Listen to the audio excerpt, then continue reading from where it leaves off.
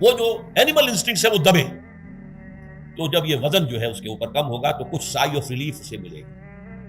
جیسے بے ہوش آدمی پڑا ہے, اسے کوئی ہلکا سا ہوش آ رہا ہے, آپ نے پانی کے کچھ چھینٹے لیے, اس کے بعد آپ نے رات کو کھڑے ہو کر قرآن کے انوار کو اتارا, بارش برس رہی ہے روح انسانی کے اوپر, قلب روحانی, قلب انسانی کے اوپر, جس میں کہ وہ روح جو ہے وہ دفن, وہ زندہ ہوگی اثر نو, ہوش میں آئے گی.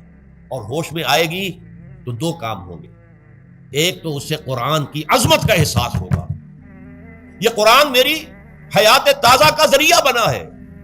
میں دب گئی تھی, میں پس گئی تھی, میں بے ہوش تھی, میں نیند مردہ تھی, اس قرآن کی بارش نے, یہ ترشح جو ہوا ہے مجھ پر, اس نے مجھے حیات تازہ عطا فرمائی. یہ جو قدر کا احساس ہوگا قرآن کا, لعلکم تشکرون, تاکہ تم قرآن کی عظمت سے واقف ہو.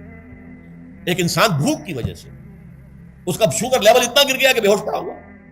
اب ظاہر بات ہے کہ آپ اسے کچھ پانی کے چھینٹے دیں گے تو کچھ ہوش میں آئے, پھر غذا دیں گے تو اب وہ پوری توانائی پر آئے گا, تو معلوم ہوگا اسے اس غذا کی کیا قدر و قیمت ہے. اگر آپ کو بھوک ہی نہیں لگتی تو غذا بے معنی ہے. پیاس ہی نہ لگے تو آپ کو کیا معلوم کہ اس پانی کے اندر کتنی بڑی عظمت ہے, یہ میرے لیے کتنا بڑا انعام و احسان ہے اللہ کا. وہ تو پیاس پر, جان پر بنی ہوئی ہو, اور پیاس اس وقت آپ کو ایک گھونٹ پانی کوئی دے دے تو آپ کو معلوم ہوگا دنیا و مافیا سے بڑھ کر ہے یہ ایک گھونٹ پانی جو مجھے ملا. اسی طرح جب روح دبی ہوئی تھی حیوانی وجود کے بوجھ تلے, جبکہ وہ نیم خابیدہ یا نیم بے ہوش یا بالکل بے ہوش تھی, وہ دن میں تو روزہ رکھ کر اس پر سے حیوانی وجود کا وزن کم کیا گیا, اسے ایک ریلیف ملی. رات کو قرآن مجید کے انوار و برکات اس میں جذب کیے گئے تو اس کو پوری توانائی حاصل ہوئی. اس پوری توانائی کا پہلا نتیجہ تشکر, قرآن کا شکر.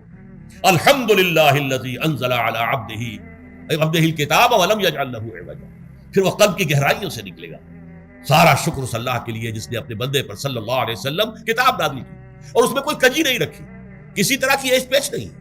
یا تبارک الذی نزل الفرقان علی عبدہ لیکون للعالمین نذیرا. بڑی بابرکت ہے وہ ذات جس نے اپنے بندے پر فرقان نازل فرمایا تاکہ وہ تمام جہان والوں کے لیے نذیر اور خبردار کرنے والا بن جائے. یہ قرآن کی عظمت کا احساس. اور ظاہر بات ہے جس قدر کسی نعمت کی قدر و قیمت کا احساس ہوگا اسی قدر تو آپ شکر ادا کریں گے. اگر آپ نے کسی بچے کے ہاتھ پر ہیرا رکھ دیا, اسے کیا پتا یہ ہیرا کس بلا کا نام ہوتا ہے, وہ سمجھے گا کانچ کا ٹکڑا ہے. لیکن اگر کوئی واقعتاً کوئی جوہر شناس ہو, جوہری ہو, اس کو آپ ہیرا دیں گے تو اسے معلوم ہے کہ مجھے کیا چیز دی گئی. اس کے اندر جو شکر پیدا ہوگا وہ اس بچے کے اندر تو نہیں پیدا ہو سکتا جسے معلوم ہی نہیں. تو قرآن مجید کی اصل عظمت سے انسان واقف کب ہوگا, جبکہ اس کے ذریعے سے اس کی روح کو ایک حیات تازہ مل جائے اور اس طرح وہ پروگرام ریورس ہو جائے جو عام طور پر چل رہا تھا. ساری توجہ اپنے جسم پر, اس کے تقاضوں پر.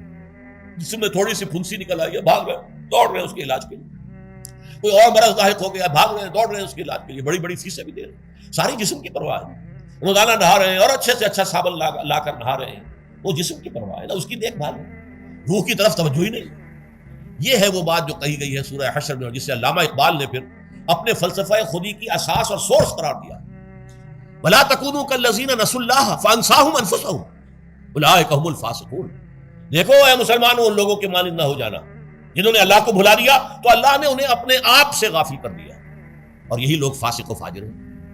یہ سوال پیدا ہوتا ہے کہ انسان اپنے آپ سے کہاں غافل ہوتا ہے؟ کیا اپنے وجود حیوانی سے غافل ہوتا ہے؟ کیا بھوک لگتی ہے تو وہ ادھر ادھر منہ نہیں مارتا, غذا کو حاصل کرنے کے لیے کوشش نہیں کرتا؟ پیاس لگتی ہے تو کیا پانی یا کوئی اور مشروب تلاش نہیں کرتا؟ کوئی بیماری لاحق ہوتی ہے تو کیا اس کے علاج کی طرف توجہ نہیں کرتا؟ اسے آرام کی حاجت ہوتی ہے تو آرام نہیں لیتا؟ اپنے اس وجود سے تو غافل نہیں. کون سے وجود سے غافل ہوا ہے؟ وہ روحانی وجود سے غافل ہے. بھول گیا کہ میرے اندر روحانی وجود بھی ہے اور اس کا تعلق ذات باری تعالیٰ کے ساتھ. اس نے سمجھا کہ میں بس حیوان ہوں, نرا حیوان ہوں, اپنے اس وجود کی اصل حقیقت ہی سے بے خبر, غافل.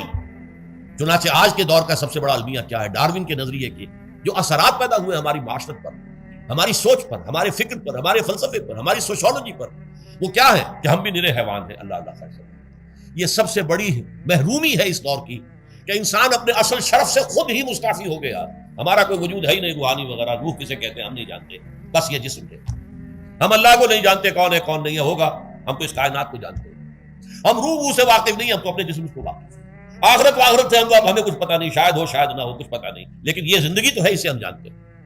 یہ ہے آج کے انسان کا سب سے بڑا المیہ, اور یہ ہے ماس اسکیل کے اوپر ارتداد. ذہنی طور پر مرتد ہو چکے ہیں انسانوں کی عظیم اکثریت مرتد ہو چکی ہے.